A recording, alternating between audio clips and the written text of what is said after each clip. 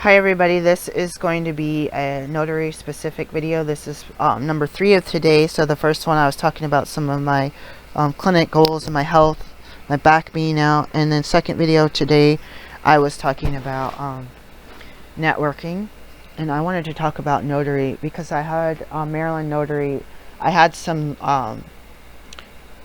interest in those videos, and I have not made one in a long time. So I'm eligible to do notary. I do have my E&O insurance and my liability insurance, but I haven't used them in at least a year, if not 2 or more years.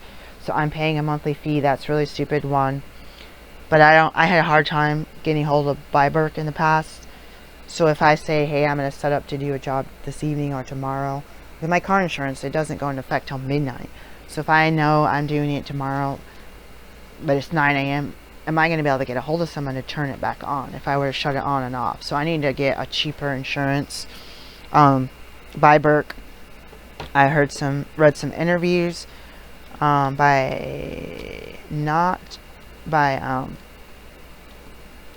the Berkshire Hathaway, not the older guy. What's his name? There was a different guy that. Anyways, there's words on an interview that I saw, which it could be hearsay, but it was quoting them as saying that it wasn't smart to have insurance because you should self-pay. And I don't know if they used the word idiot or ignorant, but I felt like I don't want to pay them a monthly fee every month. Like the light bulb and it came on, I facepalm myself about them telling how stupid it is, but yet Berkshire Hathaway and Warren Buffett make a lot of money accepting insurance payments, and it's not cheap. So I need to do something with that. I need to fix my printer. My brother's 6200 something. It is not working. It is a laser. I bought the dual tray. I spent a lot of money on that during the COVID times when the price of everything like quadrupled. It is blotching ink all over the paper, and it's got like streaks and haze everywhere. Sorry guys, my back is out and I'm struggling right now. So I have a backup printer, but the dual tray will automatically do Adobe print legal size or letter size. My backup printer was going to be my travel printer, but it didn't work. Actually, I threw the box away, or recycled the box. I kind of wanted to keep it. I had I was supposed to have someone help me do an inverter. They're like, whatever we already have will work. And so I blew out the fuse, plugging that into a 12 volt to household adapter. Or was it 12 volt to 110 adapter? I blew out the fuse on that. They said we already had what we needed. What I didn't realize was that there would have to be some wiring going on in the vehicle that I use. That was already set up for stereo and speaker system. That was more, I don't know, amperage or whatever you call. So that was not a good idea, except most of the places that I do signing, I think I did do one outside. I could take that printer, like if I needed to reprint something, I could take that backup printer, which was supposed to be my car printer, and I was going to get a Duracell power cell thing, but one of my relatives talked me out of it, which I was stupid because like, the prices of everything has gone up. I have a Jackery. I don't think it's strong enough.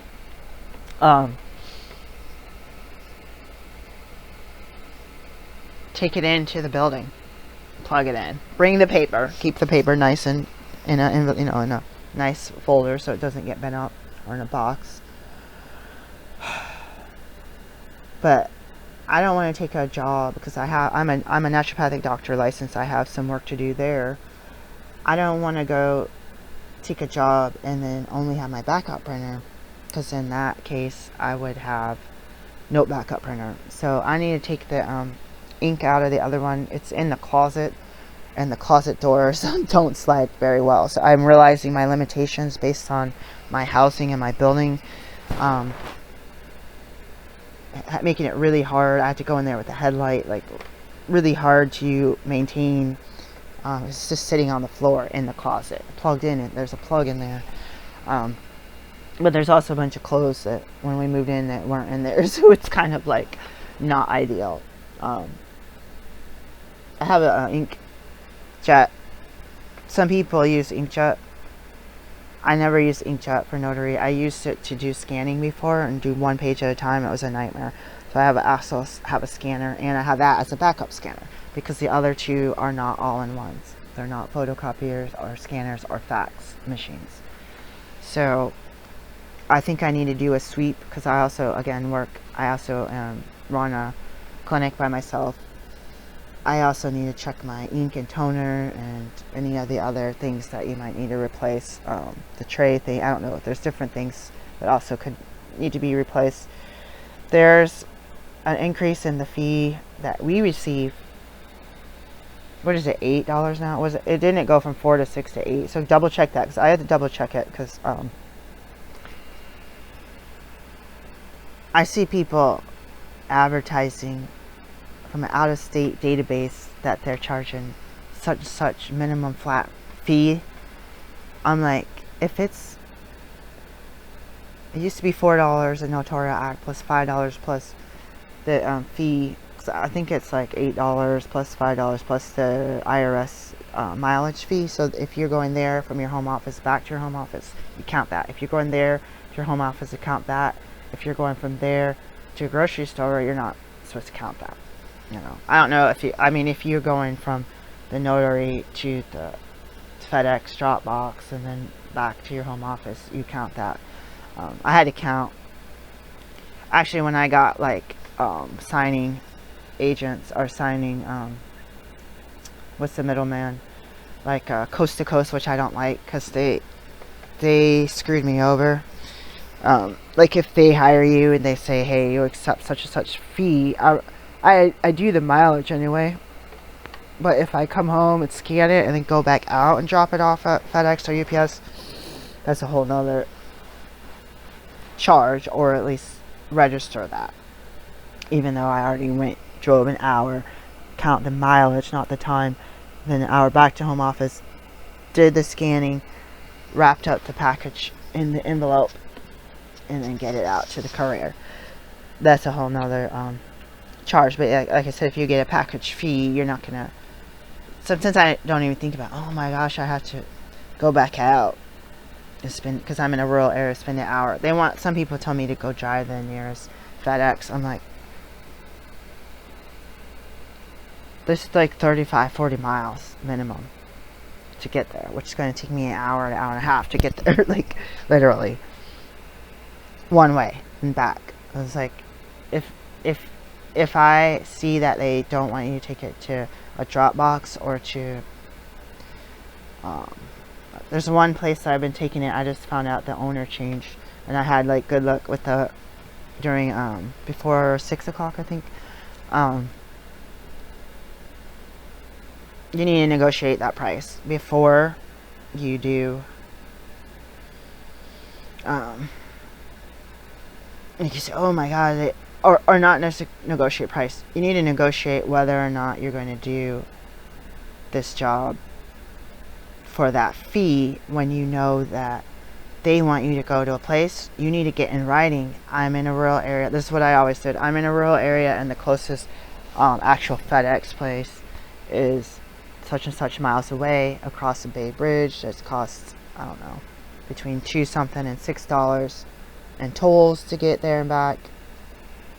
Minimum, like,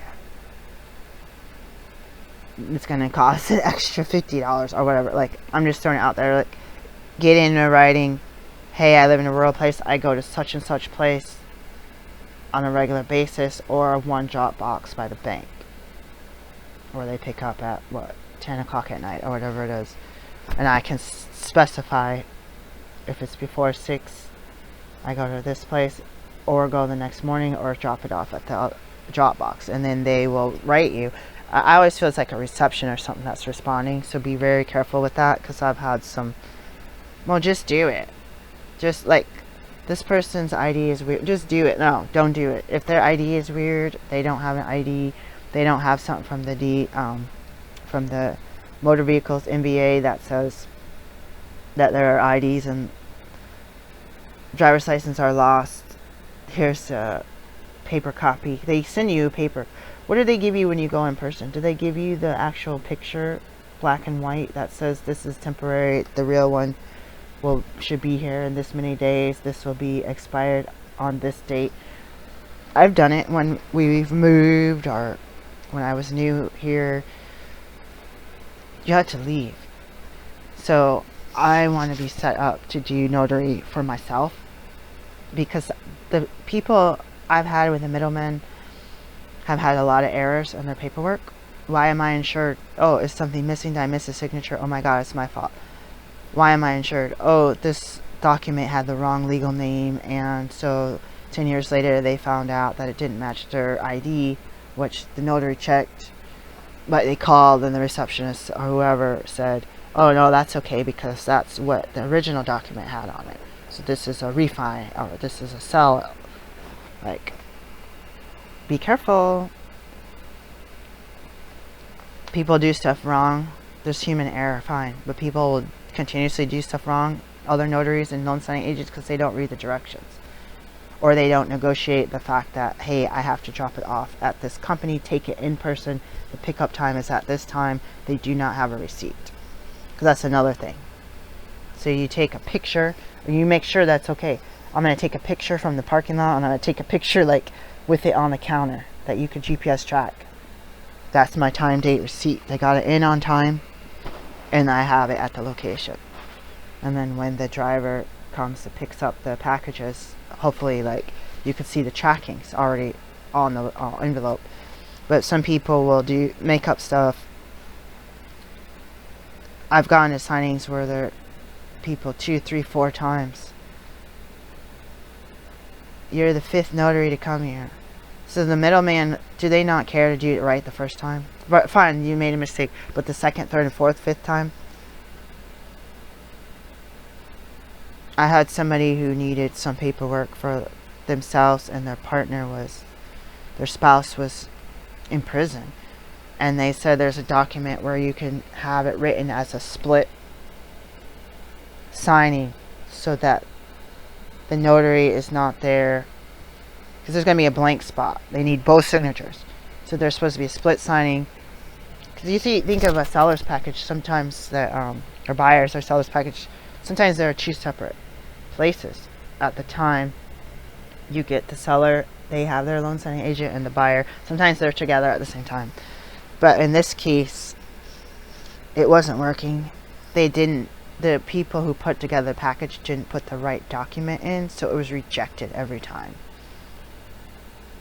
So why would the loan company, why would the signing service, the one that goes from the loan or the title, the middleman who connects and outsources the notary or loan signing agent, why would they continue to pay notaries to have that? I offered to go to the jail and go inside and get the other signature. It wouldn't have been at the same time unless the person could have met me. So when I found that out from the customer, I said, oh yeah, here's the paperwork, but the other person wasn't there. And they don't tell you all that story. The customer's complaining about it because they can't get their stuff done. But it's not me as a loan signing agent to come up with these documents that they need, unless I became whatever the other people are, get credentialed in that. The only thing I can have is like the jurats, or the acknowledgement page, or the page that you attach. You don't staple it, but put it in the packet. If there's no room for the notarial stamp and stuff, then I carry those papers for the state of Maryland with me. And I'm a member of the National Notary Association, so I can get some documents from them, but always verify that those are the correct documents. And if you can get them from the state, Secretary of State would be better, but I feel like the websites here for the government, I have had a lot of issues. I feel like they're not user-friendly, not for me anyways. I thought stuff in Oregon was so primitive when I came out from there, but I felt like out here there's so much outdated stuff on the East Coast. Like people want to yell at me for my Vermont medical license about prescribing. It's a different endorsement. They're like, you have to do this, this, and this. I'm a lawyer for this department. You need to do. And I'm like, the paperwork you're sending me is nothing, does not match up with what you said in the email. So do I go back and say, you're trying to get me all scared and shut me up and tell me to go take all these extra exams? That exam is not even on your fine print. So if I disclose that, they're going to go and hurry up and change the paperwork and say, well, yes, it is. I was like, I'm saving an old copy because maybe these requirements I could actually do. Which is basically what I already did, which they won't accept. It's like, your paperwork actually says that what I did is equivalent to what I need. So you got to try to go to the state, but also make sure it's updated correctly, and send an email and get a paper trail.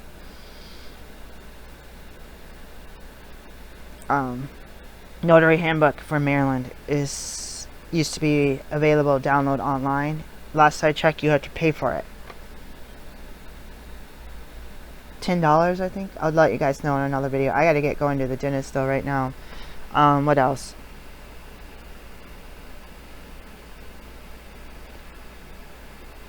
If someone has a relationship where they post like, how do I know someone's not saying the flat rate to do signings at such and such institution? Maybe their flat rate includes the mileage and one notarial act.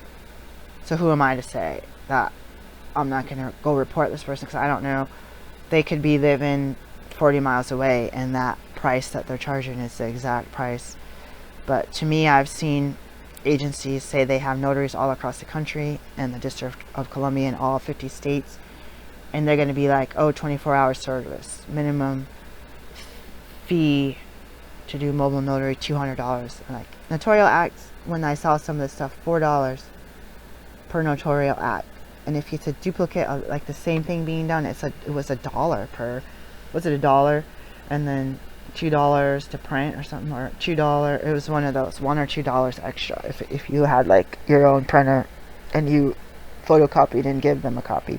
Like, I would do that too sometimes, give them a copy, charge the $1 or whatever. Yeah, I gotta leave soon.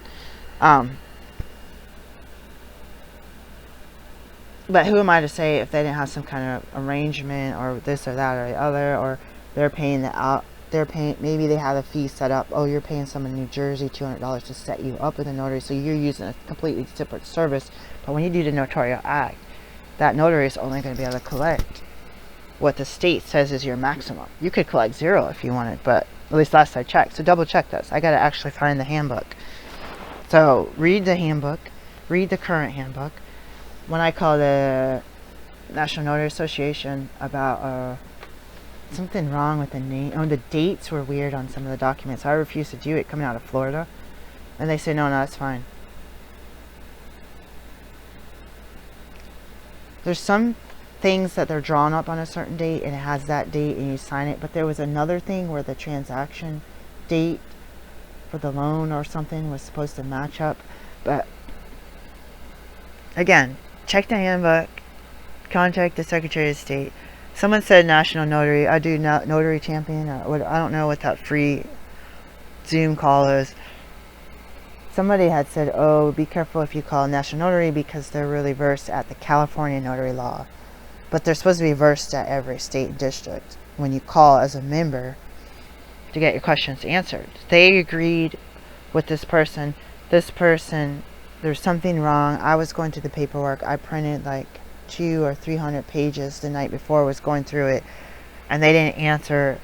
And I realized on their form they said do not contact the title company or whatever, or the signing, the middleman.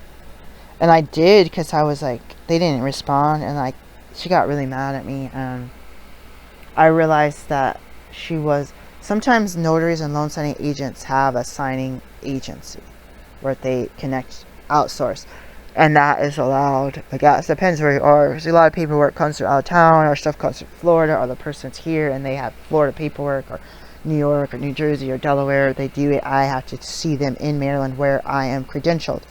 So I've seen people outsource, but if they're a loan signing agent, notary, here you have to be a TIPIC. You have to extra certification, not just the notary credential. You have to have a different one. Just like with my naturopathic, I have a credential to do childbirthing. I can do the naturopathic on its own, but I can't do this one on its own. It has to be added to it, but it's not required if you don't want to do that service. If you want to do that service, it's both of them are required, right? So I don't know if someone has a signing agency and they're also a notary, a loan signing agent, and can hire themselves, or are they outsourcing? So be careful of that, because they're not, nobody,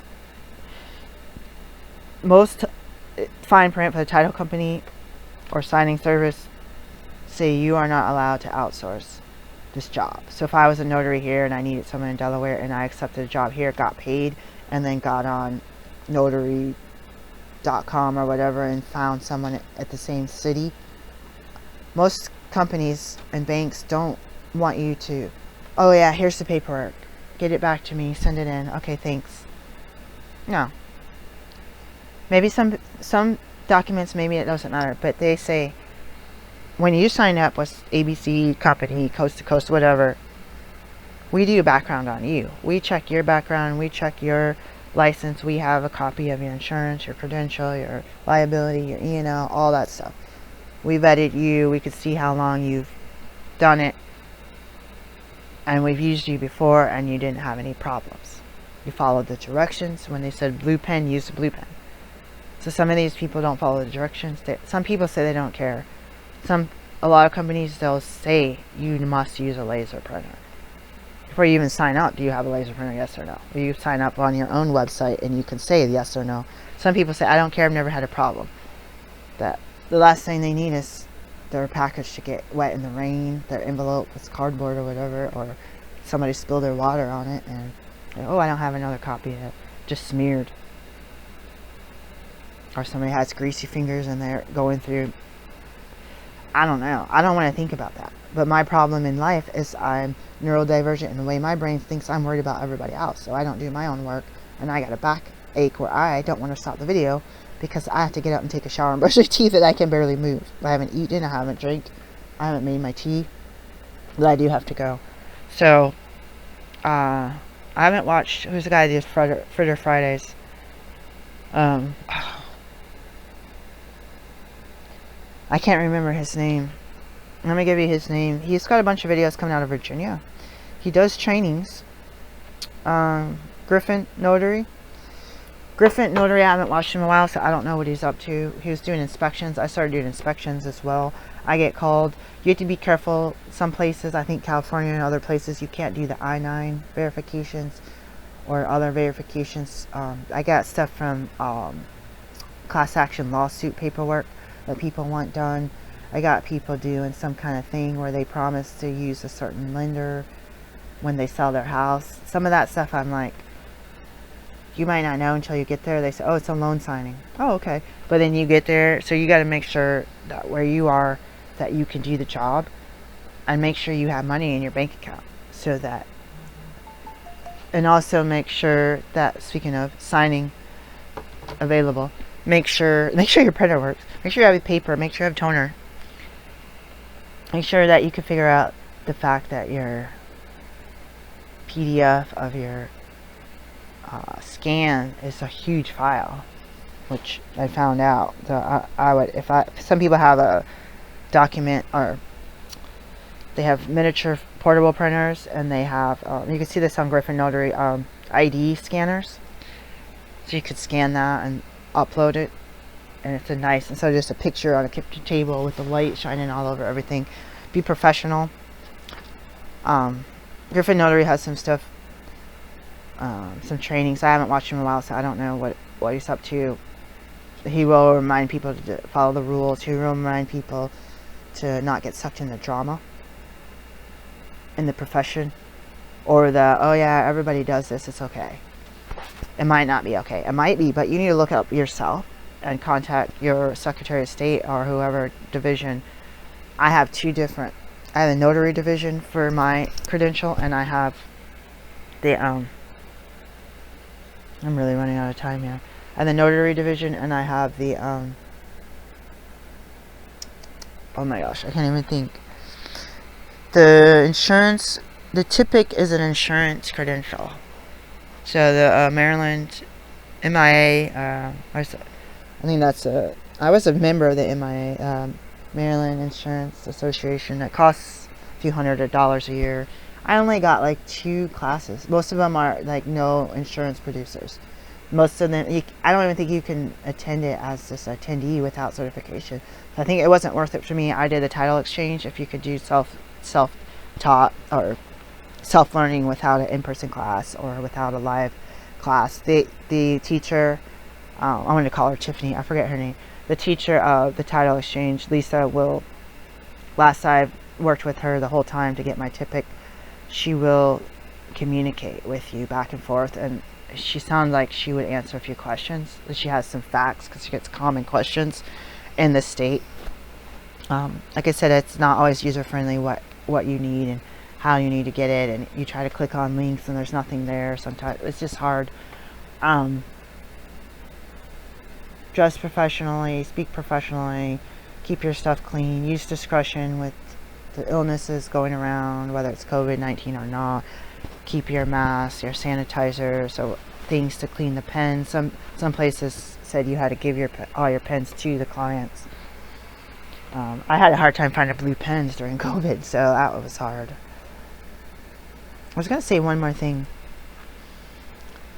Know in advance when you do your renewal. The general notary was at 3 years, and the TIPIC, if you're in Maryland, it's title insurance producer independent contractor, and you got to get a waiver for that. If you're not a company, if you're an individual, you get a waiver for that for the bond, because it will ask you to upload the bond. You have to go to the national bank or database or credentialing thing. You have to get your teacher has to upload all of your, so basically, rewind, you got to take the classes. So know in advance what you need, what dates you need to take this stuff by, whether you can find a course that's approved by the state of Maryland. And then when I first got licensed as a notary, I had to do background checks and a lot of stuff, but I didn't need the course. So when I got it renewed, I needed the course.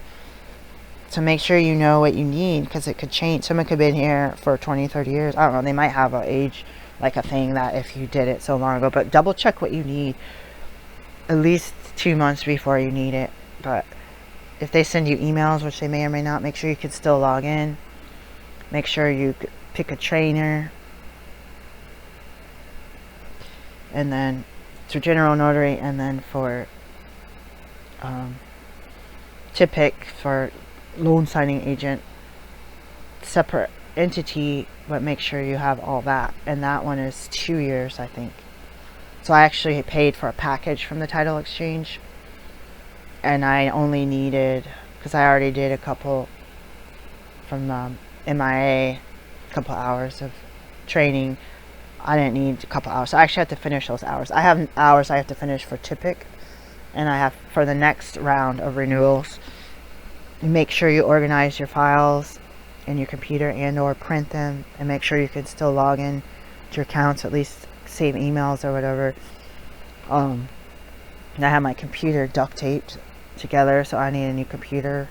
I actually should get a portable laptop, a really good high-powered one with a battery bank that can do my printer and get my printer fixed, and then do all my work for my naturopathic clinic, my birthing work, and then be back doing this, because I got to get out of debt, especially with the debt caused by paying all these insurance fees for the classes. So for just like my naturopathic and my birthing jobs, I have classes that I need to finish, or someone gave out a free class, and then I think I'm going to put on my bucket list, going to a class in person. Just throw that out there, because I haven't done that. They have an MIA retreat at the beach in Ocean City every fall, so I might actually sign up. But they were really not doing, they really were not. They had a lot of courses. It was for MIA. They had a lot of courses for real estate agents. I was this close to trying to become a real estate agent. I took a class I found on Groupon, very affordable, but I ran out of time. So I lost all access to that. To rebuy it or to renew it would cost pretty much the same as the regular price of just buying it new. Definitely like 2 or 3 times the price that I paid. So I kind of messed up there. Just like my naturopathic, I feel like I'm not networking well, and I'm not able to buy a house. But in Maryland, I felt like the TIPIC exam, there was 2 exams at an exam place. One is the state and one is the national, I think, or just general. When I studied for it, I feel like everything I studied was about real estate. So when I actually sat down to do loan signing, I had got some books and gone to some other classes and paid for some extra stuff. But to actually know what the words on the document means when they're literally like literal legal language in Greek, I was able to do it. I mean, most places, they suggest that you do general notary for a while to get used to that. But the mortgage stuff and the refinances and all the other stuff that went around during COVID, buyer seller package, some stuff I had drawn up by lawyers or real estate agents. So I was being hired directly. So that's why I continue. But some of these people didn't want me to see the paperwork. It's like, if I'm going to sign and notarize it, I need to make sure I don't see anything shady. Like, it's not my job to edit your stuff or tell you what you're doing. But if you see something that's blatantly shady, there's a refusal, or if the person is not understanding what they're signing. But you gotta look up the ethics of how to determine that, because I mean, I am a doctor, but I've been in hospital. So to give you an example, because I gotta go right now, like I literally gotta go in like 15 minutes. I'm kind of stupid to just keep filming, but signing available today at 10 a.m. so I can't do it close by, but it actually would take 40 minutes. So I'm not going to say where or what it was. Please let us know. I don't have my glasses on. $70 in one of my favorite places. I'm just going to send them a note, say not available at this time, 10 a.m. today. And that's the truth, because I have an appointment. So let's go back to the text. I can't see the I was trying to see what kind of document it was. So $70. The price has gone down. I think the middlemen get the same price, but they pay us less because they have less volume. But we also have less volume. But I bet you the customers pay more. And when I see the notary fee on printout, I was seeing hundreds of dollars. And somebody saying, you do an excellent job, you're very professional, I hope you're getting paid well. I'm like, well, I'm not getting paid what it says. So I don't understand why the notary fee might be $200-300 and they want to pay me $70 to go drive an hour one way. Peace, guys. I gotta get ready for a dentist appointment. I think the spiritual part of this, pray and meditate. I don't think it should be competitive. People will be competitive in your area. They'll take lower rates.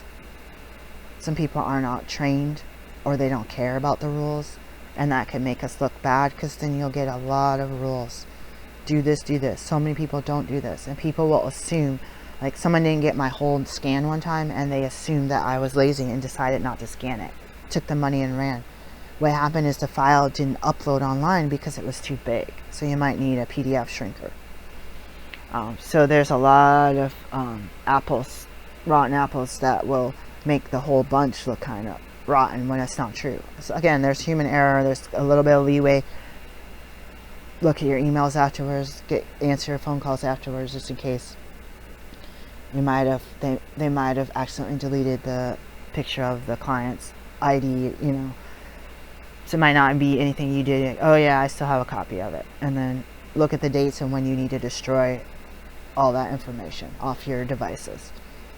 Peace, guys. It's time for me to get on with my day. I wanted to make a notary and notary loan signing agent from Maryland video and then give a shout out. I'll check on Griffin Notary so I can see what he's up to and check back in with you on a follow-up video. Peace, guys. Have a good